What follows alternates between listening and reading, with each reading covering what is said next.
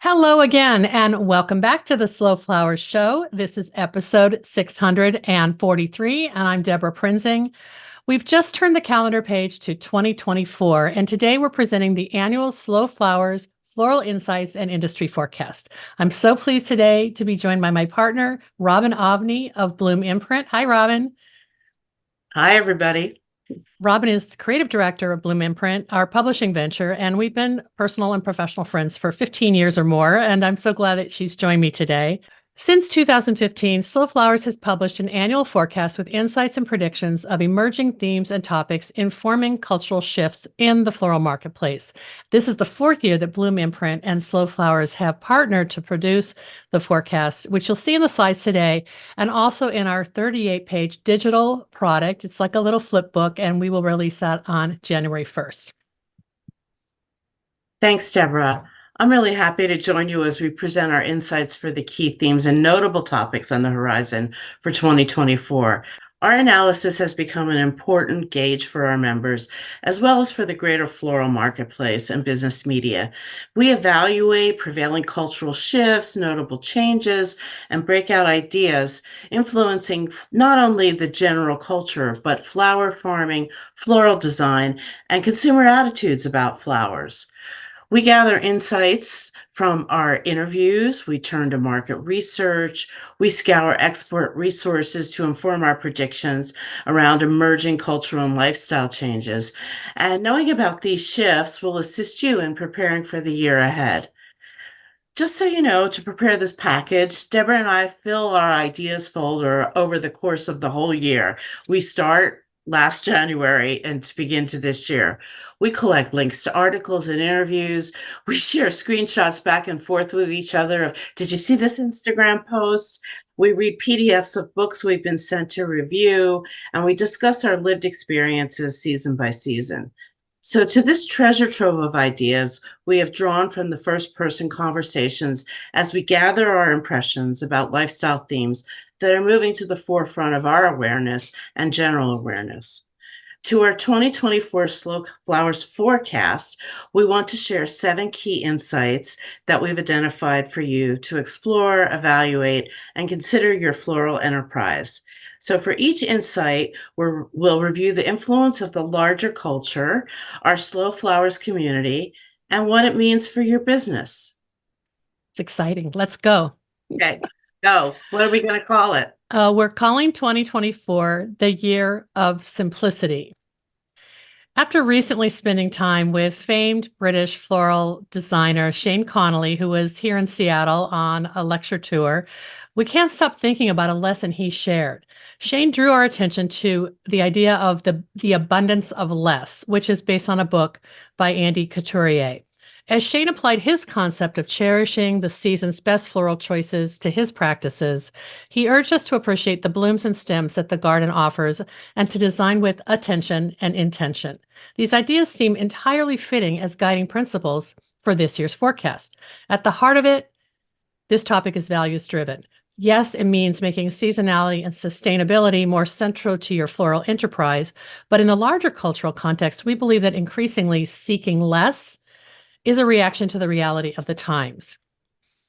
So here we go. Our first insight we're calling native floral. So paying closer attention to our ecosystems, most of us are recognizing, indigenous floral and valuing its benefits to wildlife, soil health, and providing uncommon beauty in bloom, leaf, and pod. Basically, sometimes it's more like not even looking past our own backyard. It's right there. So interest in native plants aligns with the awareness that small actions can help address climate change. As flower farmers add native plants species to their crop mixes, they inspire florists seeking inspiration for naturalistic designs that highlight the native flora. We touched on native perennials as a source of floral design inspiration in last year's non-floral Florals Insight, in which we noted the work of flower farmer Alexandra Cacciari of Ann Arbor-based Sealy Farm, who has spent 2 years evaluating native perennials as cut flowers. Her work has influenced several Slow Flowers members who are now exploring native plants as potential floral design elements for the long term. According to our most recent Slow Flowers survey, 87% of our members are growing native perennials, annuals, grasses, and ornamental shrubs as part of their crop mix. We believe that incorporating native plants into your farm or garden means learning a new floral language. And we highlighted what two of our members are doing in this area. What you see here is a wonderful Prairie Wedding designed by Holly Lukasiewicz of District 2 Floral Studio. It was a late summer wedding with native prairie flowers that she made for clients who were interested in bees and pollinators. Another one of our members, Deborah Majerus of Iron Butterfly Farm, renovated a landscape at her guest house by replacing a grass lawn with native flowers and grasses. Her property is now a demonstration garden that helps combat climate change. We love this quote from Deborah, which is part of her essay on growing native plants to combat climate change, contributed to the forecast. It captures a sentiment of our native flora insight. Farmers love the land. I think farmers are going to be some of the real heroes of climate change. As we know better and do better, in many ways, we are going back to the way things were done years ago. So the takeaway is that flower farms that propagate native varieties may discover potentially new, sustainable sources of revenue. And likewise, as florists increase their awareness of native habitats, they'll embrace the seasonality of native perennial floral crops. Thanks, Deborah. Our next insight we call the garden eclectic, acknowledging the ways our cultivated garden environments influence preferences and choices in floral design. We know this because many of our members refer to garden inspired, nature inspired, or cottage garden style, among other poetic themes to describe their aesthetics. So translating the garden for a floral customer is entirely subjective, we know, and we note that the sensory stimulations, scent, palette, texture, and flavor are the attributes that connect people with nature. When it comes to color, we've long been moving beyond beige and blush. Note our first Slow Flowers Floral Industry Insights in 2015, where everybody was doing beige and blush. And when it comes to scent, we celebrate the move away from a hybridized, unscented flower to the natural perfume a garden offers. The Garden Eclectic celebrates sensory pleasures, particularly color palette and fragrance. On the topic of color, we report that after years when there was no obvious winning color preference among Slow Flowers members, it was all over the place, there's a clear choice that has emerged in 2024. 33% of our respondents indicated a top preference for warm and saturated palettes, and those palettes are up 7% from last year, which is significant. So just when we're celebrating this news that Slow Flowers members cited warm and saturated, petal hues is the top of the spectrum, along comes a sweet surprise. Pantone's color of the year, 2024, is Peach Fuzz. It's a fitting companion to darker palettes, and we know that the flower farmers and florists can deliver. Peach is a personal player in weddings, fashion, beauty, home interiors, landscapes. So we're all in. Get your peach fuzz going. I'm so glad it's a color that actually comes in flowers. The Garden Eclectic insight is also, as we said, a tribute to fragrance and its intoxicating influence. Is fragrance important in flowers? Yes, says one of our members, Stephanie Bittner, owner of Homestead Design Collective based in Northern California. She's the co-author of a forthcoming book called The Fragrant Flower Garden, Growing, Arranging, and Preserving Natural Scents, which will be out this spring. She co-authored this book with Alethea Harampoulos and features photography by David Fenton, which you see in this insight. Stephanie says creating and maintaining a fragrant garden requires no more time or effort than just gardening. And she sees that the bounty and blessings are multiplied, resulting in a landscape that's both beautiful and wondrously fragrant. When you bring your flower harvest indoors, you're further rewarded with fragrance and beauty inside your home. So this takeaway, leading with fragrance to engage customers' emotional memories with the scent of the flower, that maybe a flower from their past, a flower that brings back memories, that's a way to connect. And as a bonus, in this insight, when you read the report, we've highlighted our members' top 12 fragrant flower choices. So that might give you a good start on what to plant next year. Thanks, Deborah. We call our third insight florist hack attacks. So, bottom up innovation occurs during economic downtimes. We all know that. We're trying to be creative with what we have. And while saving money is one motivation for homemade remedies, the other is clearly a desire to avoid using single-use plastics and packaging and to eliminate chemical and petroleum-based floral items in the studio. So this momentum began with the groundswell of hashtag foam-free sentiments and continued onto the use of plant-based dyes to transform ribbons and table linens. There seems to be no limit to what florists wanting to formulate non-toxic materials can achieve in design solutions. Every day offers something new on Instagram, and there are several people out there who are really pushing the envelope. So this anti-consumption is permeating all sectors, yet the floral industry has been really lagging a little bit in this shift. Sustainably minded creatives have voiced their needs. However, when suppliers and manufacturers are non-responsive to changing attitudes, floral artists have stepped in to fill that void and to find solutions.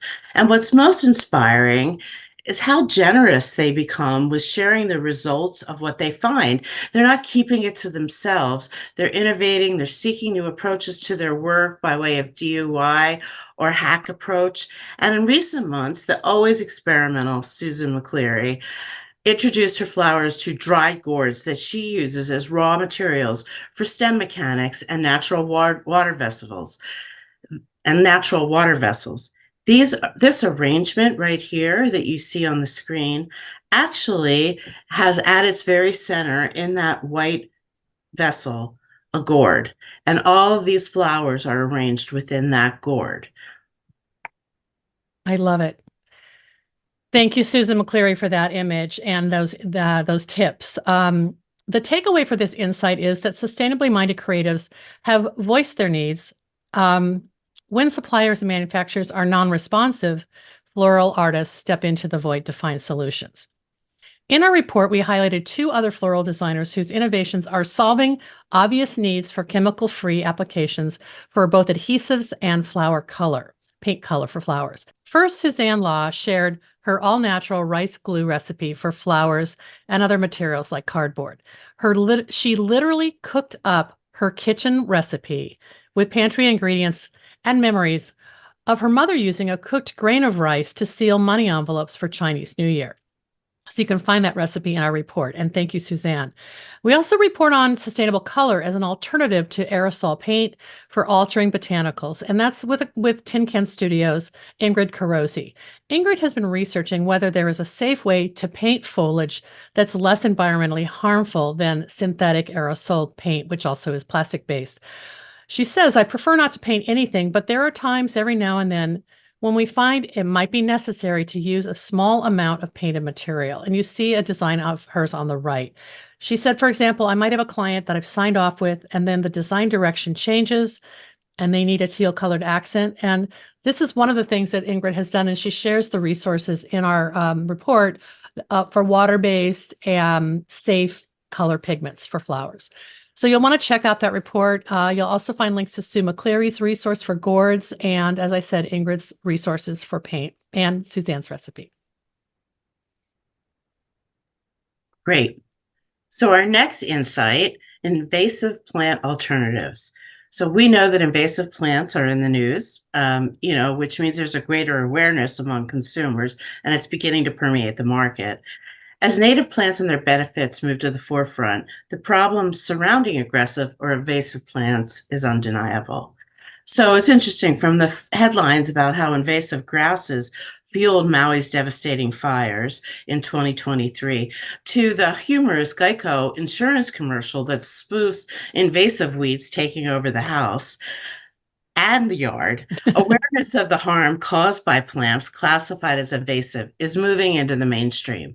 People know what you're talking about when you say invasive species.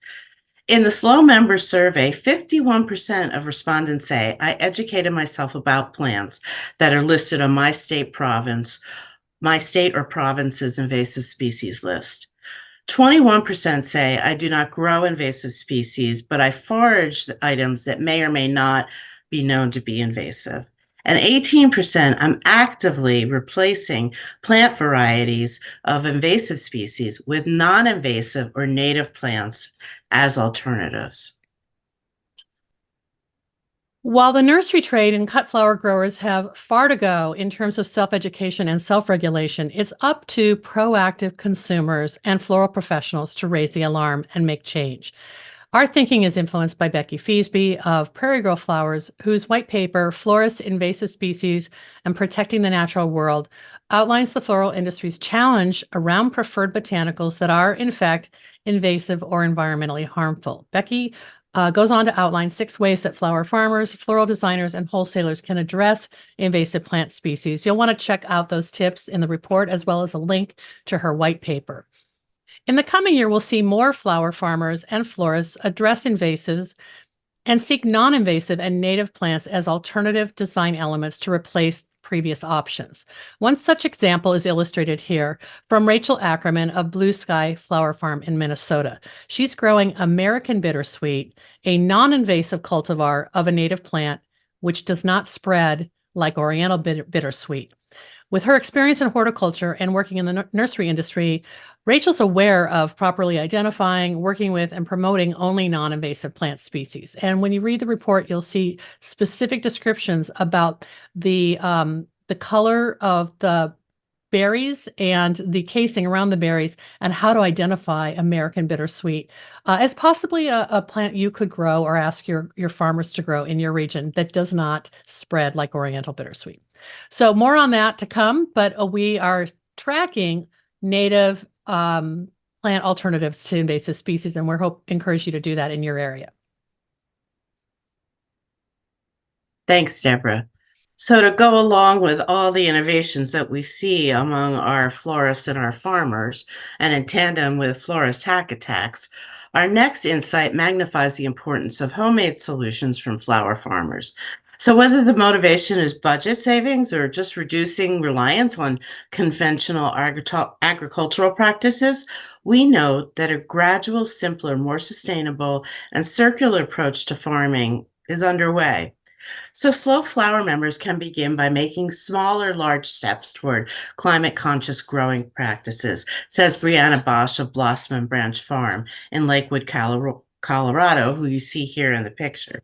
She is the author of a forthcoming book about regenerative gardening practices and often shares sustainable techniques on her farm's YouTube channel, such as making plant-based fertilizers for seed starting. Says it's all about switching up the mindset to lessen outside inputs and asking, how can I use what I have and make it more affordable, she explains. To reinforce the importance of this shift, we look at the biodiversity farming practices from Slow Flower's annual member survey, including 91% of respondents have reduced or eliminated use of systemic pesticides and our herbicides. That's a staggering number. That's a staggering percentage. Yeah. 82% are planting pollinator-friendly gardens. 71% on-farm compost production.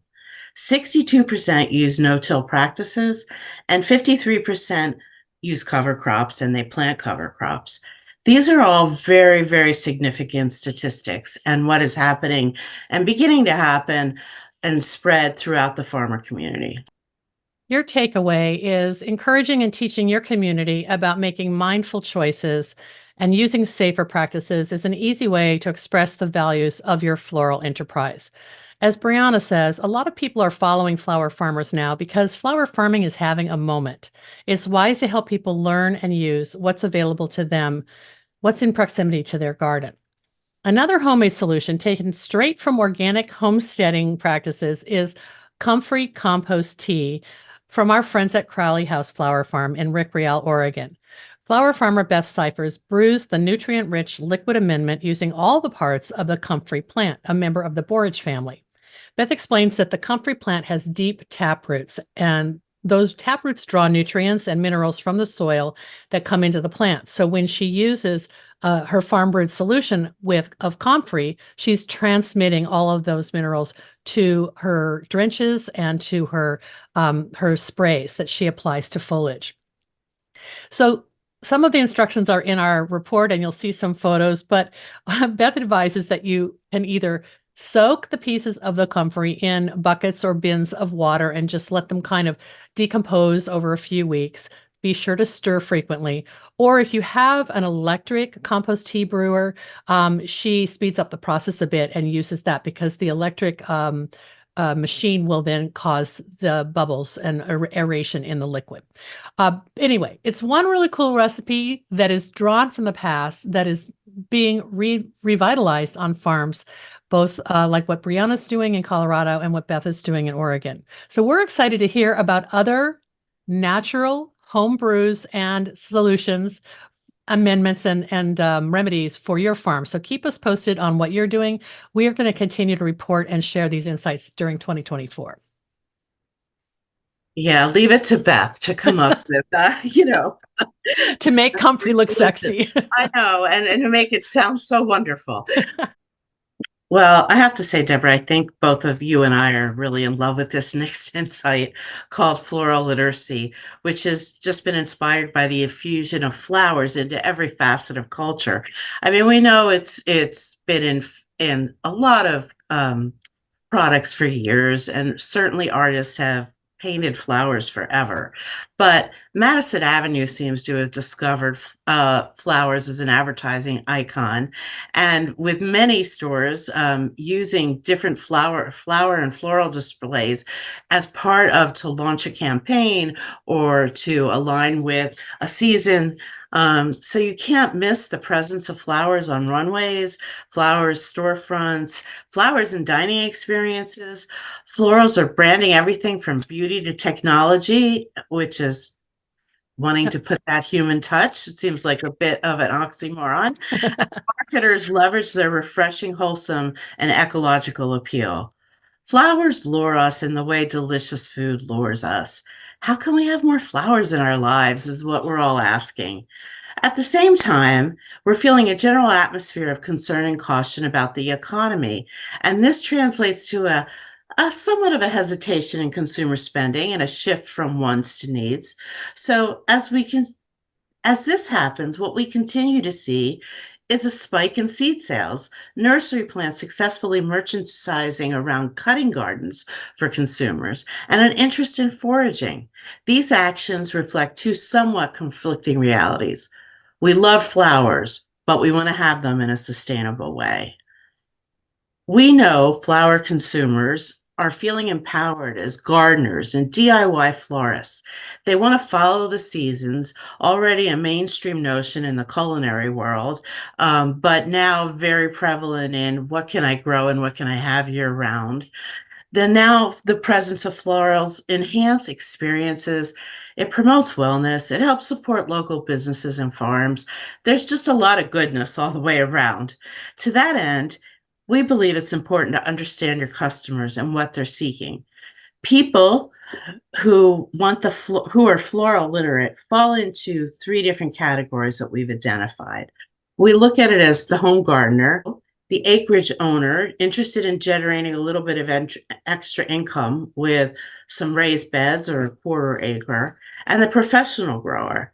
So create a floral literate avatar and develop events and product offerings tailored to the consumer niche that best fits your floral experience. Pick one project to offer in 2024 and see how it resonates with your consumers and your clients and your customers. And one example that we really focused on, as you can see the list of the avatars here, is the desire to rediscover pressing flowers. And the image that you just saw on the slide prior is from our friend Sue Getz, and you can read more about her in our report. So our members are already down this road to embracing floral literacy. We looked at three things that are happening in the floral marketplace to illustrate floral literacy and to give you some ideas for what you can do in your enterprise. We look to retail expansion, as I mentioned, the art of pressed flowers and its revival, and the continued desire for flower farm experiences. In retail expansion, we cite several Slow Flowers members who opened new retail shops for the first time in 2023. Contradicting the story that floral retail is declining, these destinations attract floral literate shoppers. One of our members, Sydney Garby of Flowers by Garby Gardens, said, "Our storefront allows us to support additional local growers and to get more local flowers into the community." Susan Chambers of the Shop at Bloom and Couture in San Francisco has expanded floral design to bespoke gifting, all of which has some kind of connection to the garden, to botanicals, to flowers. She says, "We've chosen the most perfect gifts, wrapped beautifully, and we focus on small brands that we personally love." So really reflects her aesthetic in floral design, and now she's moving into gifts. The fascination with flower pressing checks all the boxes for consumers. It's a form of art. It's a way to preserve and dry flowers, and it's an experience, a hands-on experience. We love the work of author and designer Sue Getz of Creative Gardener, whose work I just mentioned. She combines pressed flowers and herbs with ephemera to make art. Sarah Dakin and Tom Precht of Grateful Gardeners in Poolesville, Maryland, recently hosted a pressed flower workshop, and they say that the floral crafting practice is accessible to all ages, incomes, and skill levels. I love what Sarah said. "I love to think about dried and pressed flowers as a mechanism to freeze time. It's a lost art rediscovered." Brooklyn artist Lacey Porta of Frame Florals is known for very expensive, one-of-a-kind wedding flower preservation. Now people can experience her art for $1, literally 4 quarters, that you put into this pressed flower vending machine. You see the photo here. It's on display at STEM's Brooklyn, which is one of our members in Brooklyn, New York. Lacey says, "I like to think of it as a fortune machine because you put 4 quarters into the slot and receive a little floral inspiration in return. And you can get a little pressed flower, a sticker, or a temporary tattoo, all botanical." We also identified floral tourism originally in 2017 as one of our insights, and that is continuing on. For 2024, flower-focused experiences have shifted to widespread cultural popularity. This photo is from All Dahlia'd Up Flower Farm in Palmer, Alaska, where Misty Vanderweel offers on-farm experiences and events that invite customers to engage with the natural beauty of the 49th state. What's happening, though, is her farm-to-table dinners on a flower farm are tourism experiences that's getting support from her community and her state tourism agencies. When I started flower farming commercially and hosting our first dinners and tours, I knew my flower farm had something unique to offer Alaskans and my surrounding community. But now it reaches a broader audience of in-state and out-of-state customers and consumers and professionals alike. And it's just been really gratifying to see this grow for All Dahlia'd Up. So before we move on, let's add seed literacy to this insight as we celebrate the noteworthy new book, How We Sow, by our friend Jennifer Jewell, who writes about a tribute to the importance and the essential role of seed preservation, seed saving, and seed justice in the life cycle of people, plants, and the planet. So seed literacy is the subtext to floral literacy. From seed to bloom. That's right. What we do. Yes. Okay. So we're excited to share the final insight, which is called Creative Sisterhood. You've seen it, you've heard it, or perhaps you've even participated in it, thanks to three female economic forces who permeated our collective consciousness in the summer of 2023. Yes, we're talking about Beyonce, Taylor, and Barbie. They have personally helped transform our economy. Their box office breaking and life affirming cultural events became a must be at experience for women of all ages, not to mention a boost in friendship bracelet sales. But their girl magic continues to inspire. It hasn't gone away. And as the boundaries break down, all kinds of new friendships are being made. Sisterhoods are truly empowering, and the reality that women together can change the conversation of our time is inspiring, and we all want to be a part of it. Women want to move beyond sip and clip parties and transcend into deeper connections. Through the pandemic, ongoing social unrest, and the need to provide care to our families, we're shouldering a lot these days. So finding a way to fill up with a community of women, with your girlfriends, with one sisterhood is essential and energizing. Let's be honest, more than ever, new farmers entering the agricultural world are most likely female solopreneurs. They naturally find one another, even others who might have once been considered competition. We believe the model of collaboration and collective energy, a model that makes the world a better place and can be highly compatible with floral activities and events that you could host and expand and share and create community, form collectives and cooperatives. The efforts of female floral entrepreneurs reflect new opportunities for market local flowers. Flower people may be competitors, but the vast majority are supportive of one another, which is why we are witnessing the explosion of regional wholesale flower hubs as mostly female growers and designers seek to make an economic impact for themselves. That's right. And this photo that you had, by the way, is two groups in our area, Robin, who came together, the Gig That's Harbor Flower Collective and the new West Sound Flower Exchange. They had a coffee and pie event that I got to attend, and it was really, really uplifting. All right. Well, 68% of our members say that connecting with like-minded floral professionals is one of the reasons they value their participation in the Slow Flowers Society. We know that when we break down the barriers through shared interests, there can be more of an authentic, deeper connection. And of course, we can do business too. The creative sisterhood is reflected across the Slow Flowers movement. And in our insight, we shared a wonderful story about how women connect through Slow Flowers, especially at the Slow Flowers Summit. You'll want to read more in the report, and the link to that report will be shared in our show notes for this episode at slowflowerspodcast.com.